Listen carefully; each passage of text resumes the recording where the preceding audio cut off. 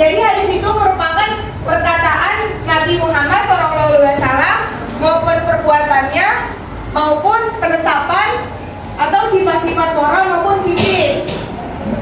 Contoh hadis yang berupa perkataan.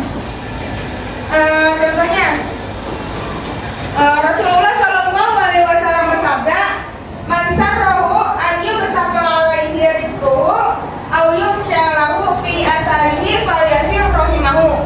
Rawahu Bukhari. Yang artinya, barang siapa yang senang diluaskan rezekinya dan dipanjangkan umurnya, maka sambunglah tali silaturahim. Itu merupakan perkataan langsung dari Rasulullah SAW. Jadi barang siapa yang mau diluaskan rezekinya, maka harus menyambung tali silaturahim. Jadi kalau kita mau rezeki kita lancar, diluaskan oleh Allah, kita harus menyambung tali silaturahim, keluarga, teman, atau kakak kelas, adik-adik kelas. Jadi tidak ada perkelahian. Paham nggak? Jadi hadis yang tadi yang barang siapa yang mau diluaskan rezekinya, maka harus sambung tali silaturahim. Itu merupakan perkataan yang keluar langsung dari mulut Rasulullah SAW. Bisa berupa perbuatan Rasulullah. Jadi gak cuma perkataan yang keluar langsung dari mulut Rasulullah, tetapi perbuatan Rasulullah, tingkah laku perbuatan, yaitu hal-hal yang dilakukan oleh Rasulullah merupakan hadis. Disebut juga hadis. Pokoknya segala perbuatan Rasulullah itu hadis.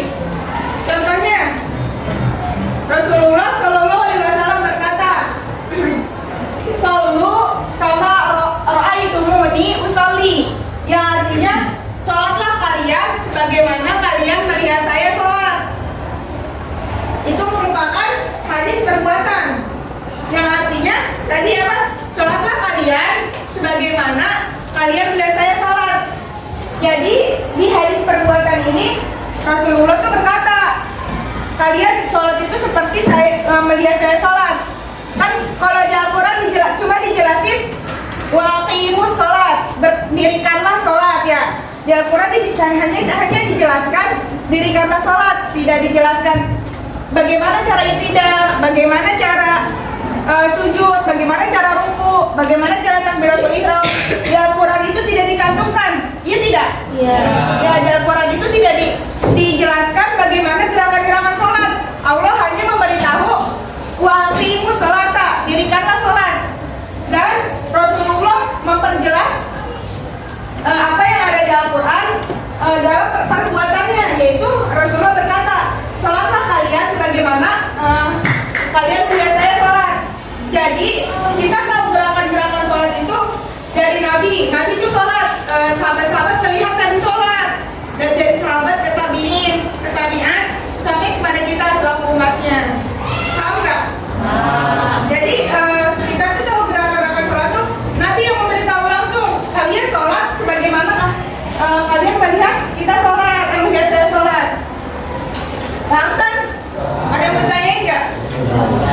Penetapan atau persetujuan, yaitu penetapan Nabi, penetapan hukum, penetapan persetujuan Nabi. Jadi ada sebuah kisah dari Khalid bin Walid, bahwasannya dia dan Nabi berkunjung ke rumah Maimunah, lalu disuguhi makanan daging dog sejenis kadal besar. Rasulullah mengulurkan tangannya untuk mengambil sebagian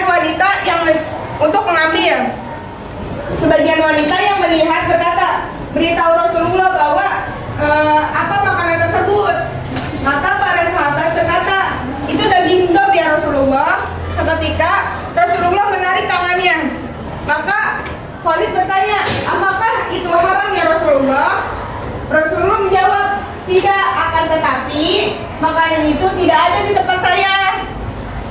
Oleh sebab itu aku menghindarinya. Khalid berkata, lalu aku mengambil dan memakannya sementara Rasulullah melihatnya. Hadis riwayat Al-Bukhari.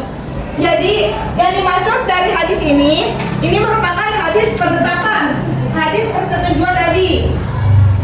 Jadi ceritanya gini, pada suatu hari Khalid bin Walid dia bersama Rasulullah datang ke rumahnya Maimunah. Berdua Rasulullah dan Khalid itu datang ke rumahnya Maimunah. Ketika di rumah Maimunah, Rasulullah dan Khalid bin Walid itu disuguhi daging dob. Daging dob itu semacam daging kadal besar. Nah, kemudian Khalid memakannya. Kemudian Maimunah berkata kepada Khalid, ketika Rasulullah ingin memakannya, Khalid berkata kepada Rasulullah, ya Rasulullah, itu daging dob. Kemudian Rasulullah gak jadi tuh ngambil daging itu. Terus Khalid tanya, apakah daging itu haram ya Rasulullah? Kemudian Rasulullah menjawab, tidak. Tetapi daging itu tidak ada di tempatku. Oleh sebab itu aku menghindarinya. Jadi dikarenakan di tempat Rasul itu nggak ada daging dob atau daging kadal besar, Rasul tidak pernah memakannya.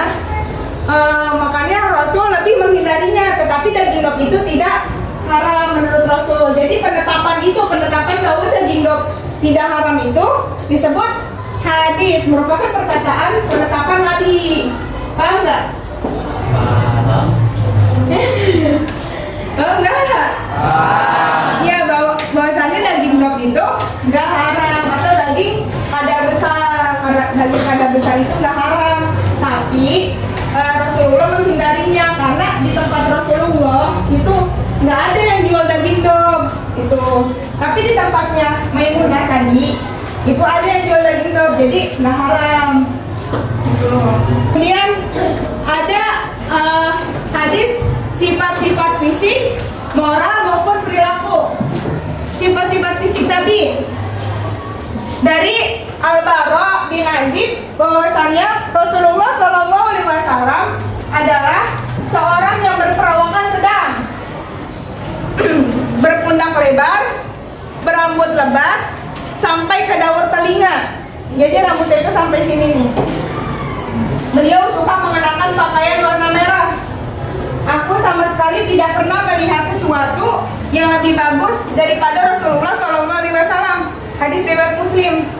Jadi contoh hadis sifat-sifat fisik Rasulullah itu dijelaskan oleh Al-Bara bin Azib, bahwasanya Rasulullah adalah seseorang yang berperawakan sedang. Jadi nggak gendut, nggak kurus gitu. Berperawakan sedang. Pundaknya lebar, berpundak lebar, berambut lebat sampai ke daun telinga. Rambutnya lebat sampai ke daun telinga. Beliau suka mengenakan pakaian warna merah. Jadi Rasul itu suka menggunakan pakaian warna merah. Nah, paham nggak? Ya. Kemudian contoh hadis perilaku, moral maupun perilaku dari Anas bin Malik berkata, kana Nabi Sallallahu Alaihi Wasallam asalun nasi khuluqan, yang artinya Rasulullah Sallallahu Alaihi Wasallam adalah manusia yang paling baik akhlaknya. Hadis riwayat Bukhari dan Muslim. Jadi Rasulullah merupakan ciptaan Allah yang paling baik akhlaknya. Manusia yang paling baik akhlaknya itu Rasulullah. Itu merupakan hadis moral maupun perilaku Nabi.